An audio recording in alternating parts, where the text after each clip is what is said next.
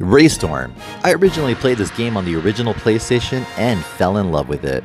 The port was released in 1997, and I believe I experienced it in 1999. By 1999, we had seen some incredible titles released for the PS1, including Metal Gear Solid, Castlevania Symphony of the Night, and of course Final Fantasy VII. You'd think by this time arcade shoot-'em-ups would be much less in demand, and yeah, we had just received a renaissance in 3D cinematic gaming with deep storytelling, immersive camera angles, and dual-shock controls. So in a way, traditional 2D shooters had definitely lost favor with the gaming public, since the then hotness were games that really harnessed the PlayStation's power. So if a shoot-'em-up were to be released at this time, it would have to do something special, something that would take advantage of the then cutting-edge console technology. And fortunately, Taito did exactly that. What we got was a shooter with fully rendered polygons and dynamic camera angles, but at the same time, embracing the playstyle of a traditional shoot-'em-up. But today we're not talking about the PlayStation port, but rather the arcade port released to Android. So, without further ado, let's review.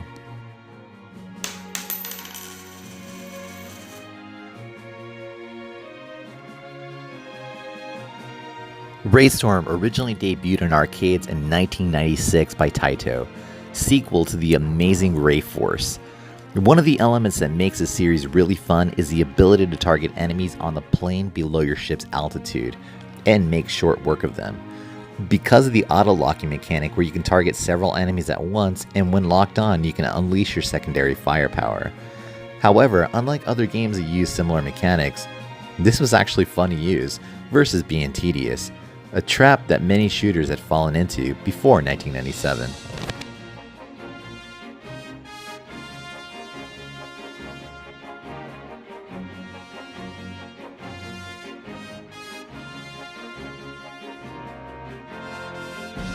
Another aspect that contributed to the overall enjoyment of this game was the sound design. There's a fair amount of radio chatter that helps to enhance the mood. Incredible sound effects that in effect are very video gamey but amazing nonetheless. And last but certainly not least, the incomparable soundtrack by Zuntata. All these audio enhancements help to elevate the game further from being really good to legendary.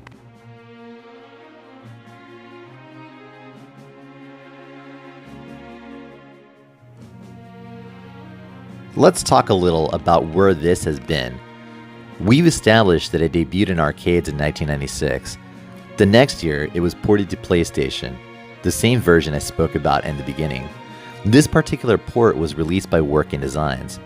For the uninitiated, Working Designs was primarily a publisher that would localize Japanese games into the North American market, and that would normally be enough, but this publisher always took it another step to make the package special and premium. Examples of what were in these packages were foil stamped covers, additional artwork, and fully color manuals. Unfortunately, Working Designs closed their doors down in 2005. In Europe, this title was published by Sony. There was another port, and this was on the Sega Saturn, going by the name Layers Section 2. This port was also released in 1997, just like its PlayStation counterpart. It would be released to Windows in 2001. However, in 2010, this title received a remaster of sorts going by the name RayStorm HD. This version was released to both the Xbox 360 and PlayStation 3. In 2012, we were treated to the first mobile port debuting on iOS. And of course, now we have this entry, the one released to Android in 2017.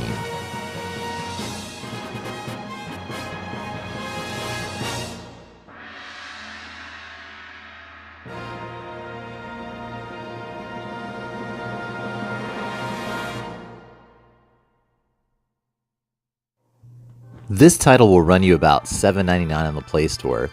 What you get is the original arcade version as well as a remix mode, where not only do stages change, but the soundtrack receives a remix as well. In settings, you can choose which version of the soundtrack you would prefer.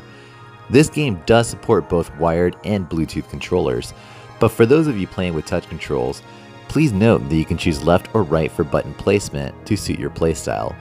Of course, standard difficulty settings are there to either take it easy on you or to have you brave a brutal challenge. You have 7 levels of difficulty to select. Next up in the options menu, you have the move ratio, which may help align the ship's movement during play with the relative touch controls. Conversely, this also helps when playing with a gamepad, as the ship's original movement is slow on the turn.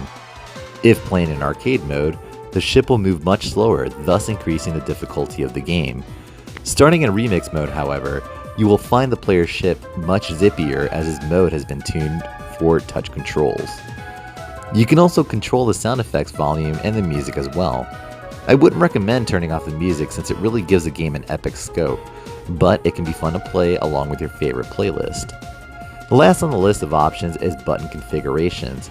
This is to optimize your button layout customized to your liking.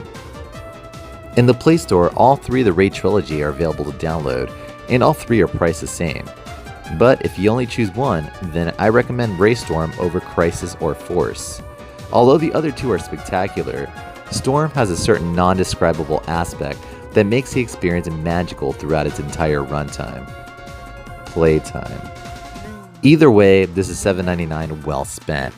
The core game is as legendarily classic as I remember, but the addition of the remix mode invites multiple playthroughs, which since acquiring this title I've played several times, sometimes daily to practice my skills. See the changes in remix, and also because there aren't a whole lot of other games that can elicit this giddy reaction in me. Well, that concludes this review.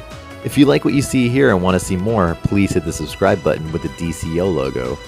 Don't forget to like and comment and let me know what else you'd like to see or how I'm doing. Thanks for watching, and please be on the lookout for new content from DCO, Digital Coin Op.